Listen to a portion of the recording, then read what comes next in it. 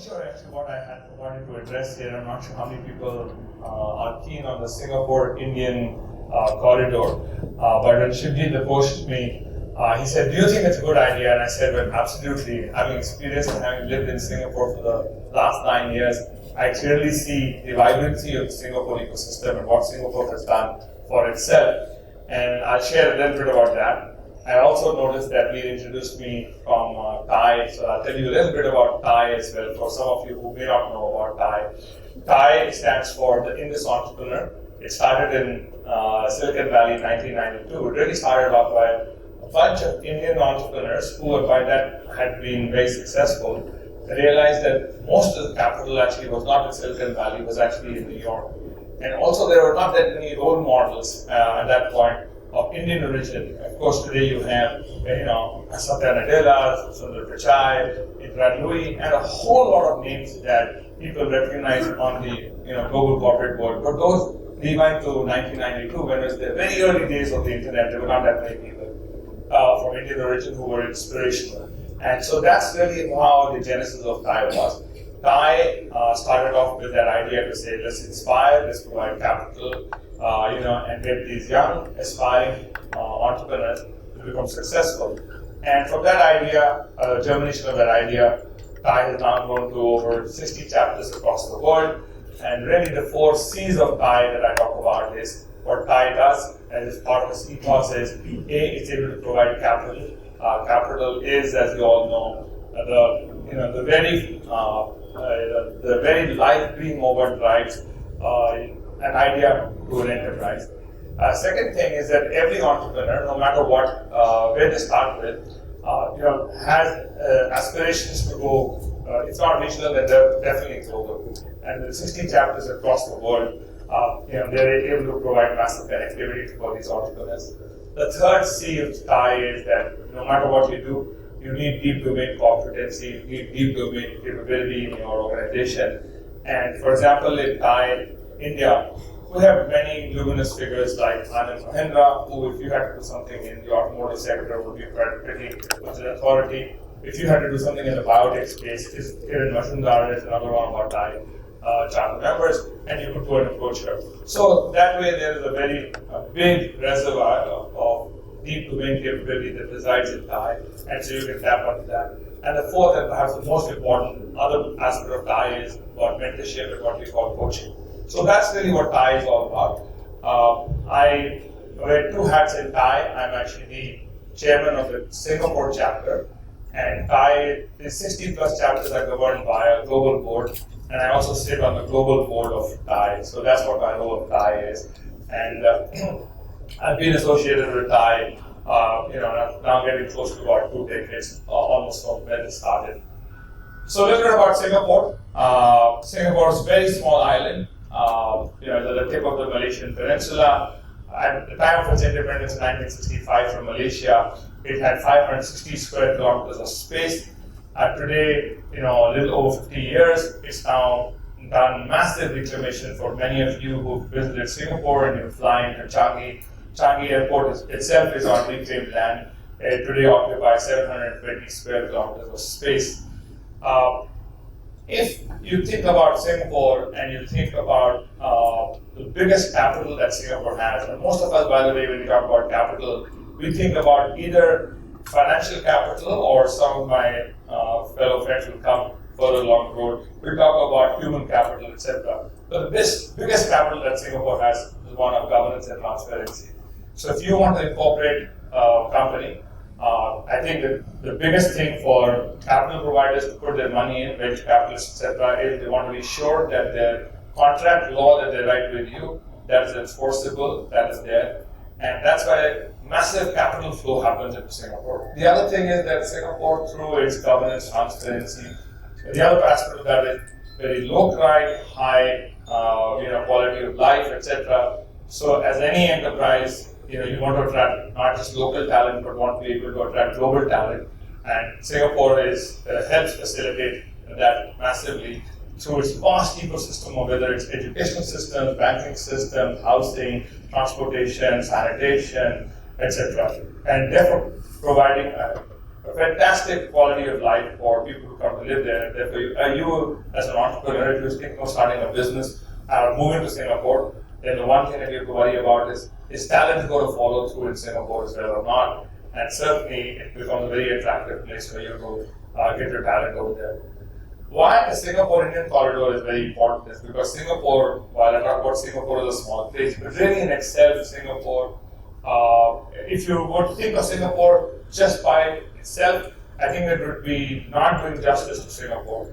Because if you're in the region, and now when I talk about the region, I talk about Southeast Asia. So if you're in Laos, Vietnam, Cambodia, Thailand, Philippines, Malaysia, Burma, etc., there really are just two places to go to in that region. One is Hong Kong and the other one is Singapore. And over a period of time, I think two things have happened with Hong Kong. One, a lot of people used to go to Hong Kong because Hong Kong used to be considered as the gateway to China. As the Chinese economy was becoming resurgent, people thought, okay, good way to go into China is to go to Hong Kong. However, now people have realized in the last decade that if you have to deal with China, then you have to go be in China. You don't have to use Hong Kong as a proxy to go to China. And the other thing is, of course, as what we've been seeing in the news lately, if you've been looking at all the mass protests that are happening, Hong Kong is being governed by, one country, two systems, but the Chinese, of course, have been exerting their influence on Hong Kong politics and the Hong Kong bureaucracy. So there is a slight bit of nervousness that is impacting Hong Kong. And Singapore, of course, has been the benefactor of this nervousness that has plagued Hong Kong, and therefore Singapore becomes a really, really good destination.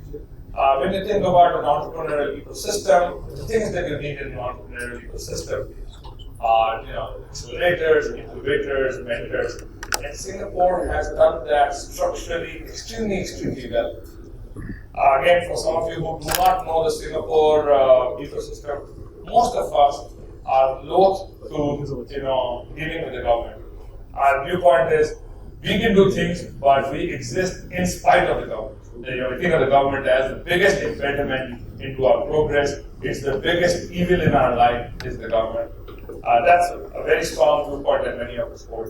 Singapore, fortunately, has been able to demonstrate consistently and constantly that Singapore is actually run as Singapore Inc. and the government is there to facilitate.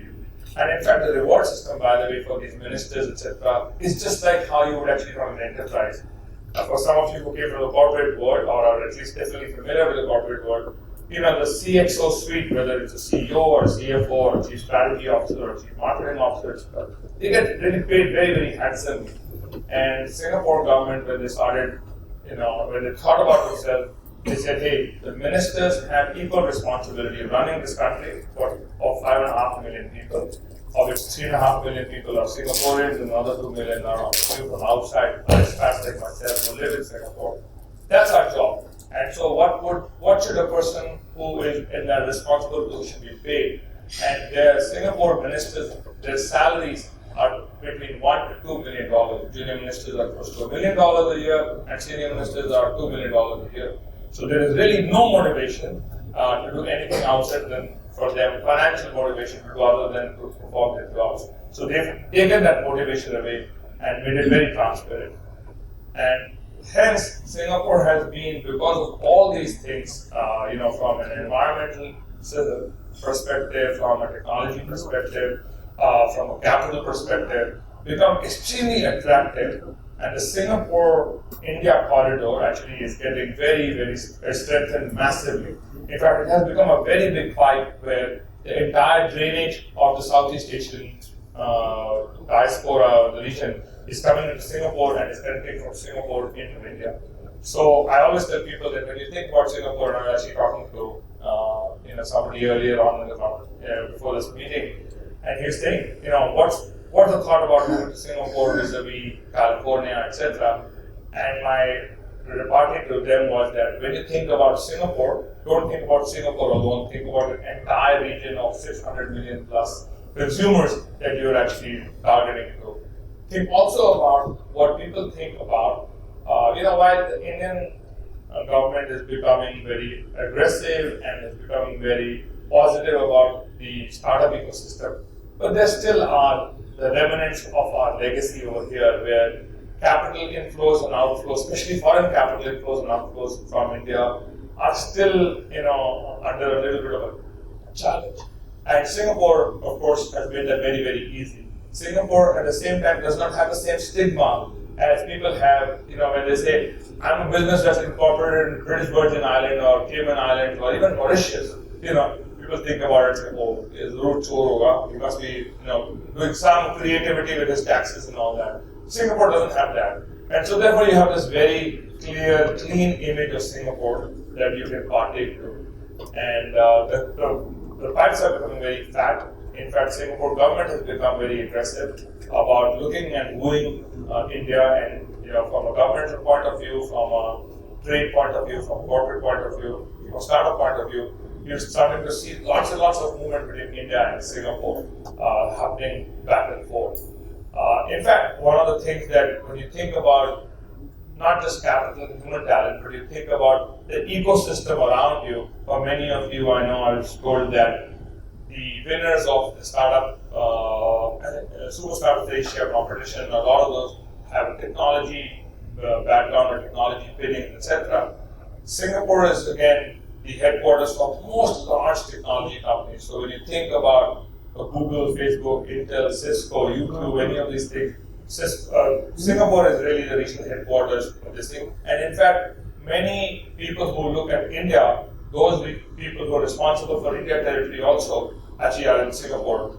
I'm the current chair of TiE Singapore, and the person who's going to be following and take more from me as chairperson of Singapore is Maya Hari, and she is the head of Twitter in the region, and she runs India and Asia. So India Twitter also reports into her, and she sits out of Singapore. And this is just an example for you to show you the power of what Singapore is about.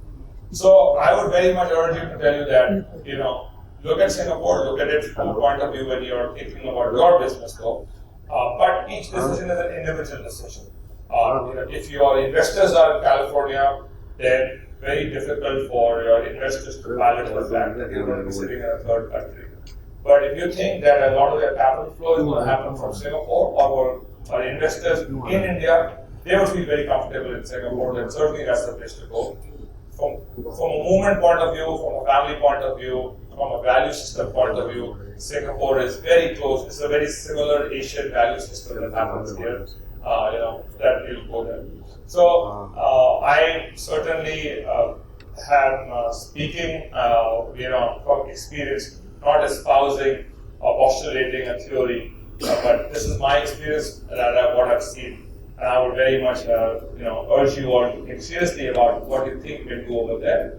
And certainly the ecosystem there is to support you. When Shivjit mentioned to me about this thing, and I said, I'm very passionate about entrepreneurship. I'm a first generation entrepreneur. My mother was a school teacher, my dad was an airline pilot. Nobody in our family had ever done business. In fact, my grandfather used to say, that some professions, and I know some lawyers are going to come after me as well and talk about the legal framework. His thing is to be, lawyer is a liar. A businessman, a successful businessman is the only person who has evaded taxes, and you're coming from a very middle class, mediocre value system.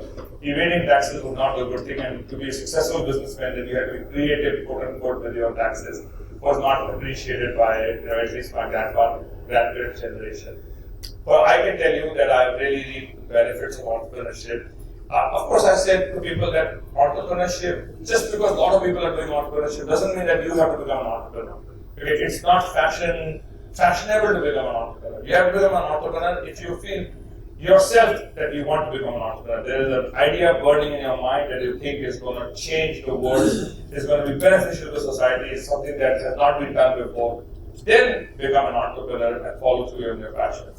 And it requires massive amount of commitment. We read in the newspapers, this guy became an entrepreneur and ran a successful company and was worth thousands and thousands of crores and all that. Well, there is a dark side of entrepreneurship as well. And this is again a topic du jour. It's very sad that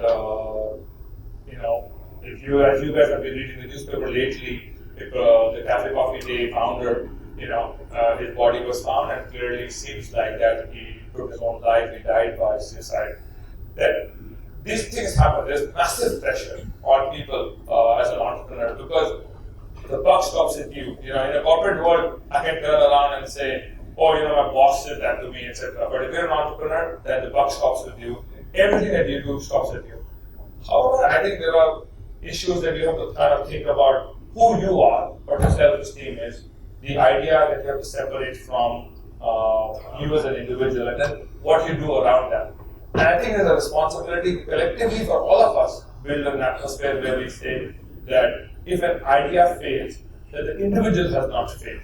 I know it's in the Asian context pretty hard for us to do it. The individual is associated with the idea so strongly that if the idea fails, the individual gets stigmatized, and failure is associated with that. But I think we have to be responsible enough not to do it and create an environment that's conducive for us to provide that kind of a support structure for each other. But having said that, again, I say to this point that entrepreneurship is not for everybody. Having become an entrepreneur myself, of course, I can tell you that I have reaped massive, massive dividends of that.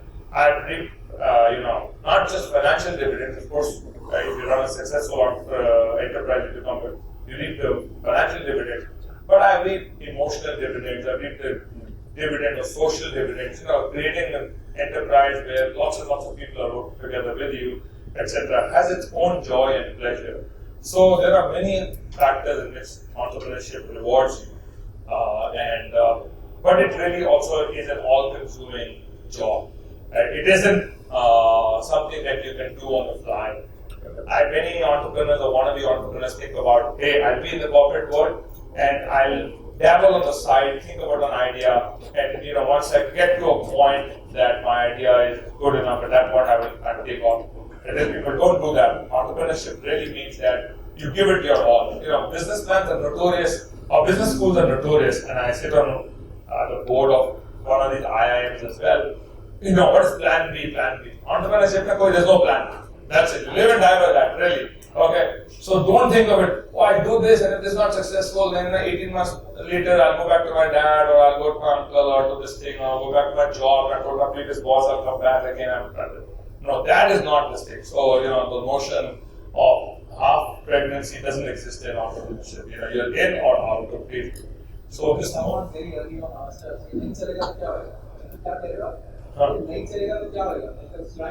yeah, exactly. So that's the right idea, Ketan. That you have to give it your all, actually. And anything and everything that you do outside of your idea, you feel you're cheating yourself. So that kind of a passion must consume you. I know the first panel discussion was on research. Having been an entrepreneur, I've now become an investor, and we invest a lot into businesses. And one of the questions people ask us is, so what is it that you look for in a business? When you're looking at investing into a business, what is it that you look for? I say that there are three things that we look for: the team, the team, the team. That's it, right? The team is the one that makes it. You are the people. You are the biggest commodity or the biggest asset of the enterprise. Of course, the idea has to be there, the industry has to be there. So I don't need to be facetious, but you are disproportionately important to what it is. And as the earlier panel was talking about, so what was it that we look at when we look at the entrepreneur? We look at the readiness of the entrepreneur. We look at he or she done their homework, they know what the market is, they know what their idea is going to be all about. So it is them that we're looking for. And one thing that a shout out to the session that happened earlier on, I don't know how many of you have heard of Edward Deming or not. He's considered to be the father of quality. And a famous quote by him, and I'm paraphrasing, I apologize, I don't remember the quote exactly the way it is, you can look it up on the internet. But he said, a person without data is merely espousing opinion. So data is extremely, extremely important. Come fully loaded with data, because that's really what tells people that you not only have, know what the idea, but that you've done the research behind in terms of making the idea successful. I'm going to be around here. One thing I also wanted to say, we put up a slide earlier on, the first slide with Dilbert, and he talked about action-oriented. I take that example one step further, and I say it's not just action-oriented, but it should be achievement-oriented. I have a term that I use the word MAFA quite often, and MAFA stands for mistaking action for achievement. All day long I have cleared 200 emails in my inbox, but I come home and say, when I left in the morning and I come back in the evening, have I achieved anything or not? So action was one, but achievement quotient was kind of tending towards zero. So ask yourself every day, or whatever time frame that you want to think about, that you want to measure your success in, day, week, month, quarter, year, whatever. Have you achieved something or not? Have you moved that needle forward or not? Indians, of course, make very good entrepreneurs. And I say this because when you think about entrepreneurship, what is it that entrepreneurship is all about, right? Entrepreneurs need huge tolerance for ambiguity and frustration. Those are things that are there because there is very little data out there. You're actually kind of carving space for yourself and a path that you're treading on that nobody has tread on before. But one thing about entrepreneurs is that there must be some intellectual arrogance. I have to believe that I have to do a business. I have an idea that has been done before, or executed before, but somebody else that I'm doing it better than him or her. And the person coming after me has to figure that they can do the idea better than me. And if you don't have that intellectual arrogance, you're not going to be able to succeed. So when I use the word arrogance, I use it in an intellectual form of it. But anyway, coming back to what makes Indians, I say, good, successful entrepreneurs is that you have very little data.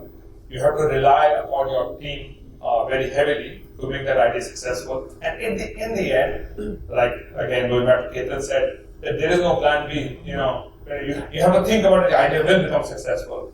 And we in India are mired or used to an institution called arranged marriages, which we have lived successfully for centuries. And we relied on our team, which is our parents, to find out. We knew very little about the spouse that we were going to marry. And yet our divorce rates are perhaps amongst the lowest in the world. So, hopefully our marriages have survived and have done very well. So I think good luck, all the best. I'm going to be around if you need any more information on Singapore, what we can do. Very happy to provide that for you. Organizations that you can approach, fund, or investors that you can talk to, anything over there that I can be of help. We'll be delighted to do that. Thank you. Have a great day. Participate and enjoy yourselves.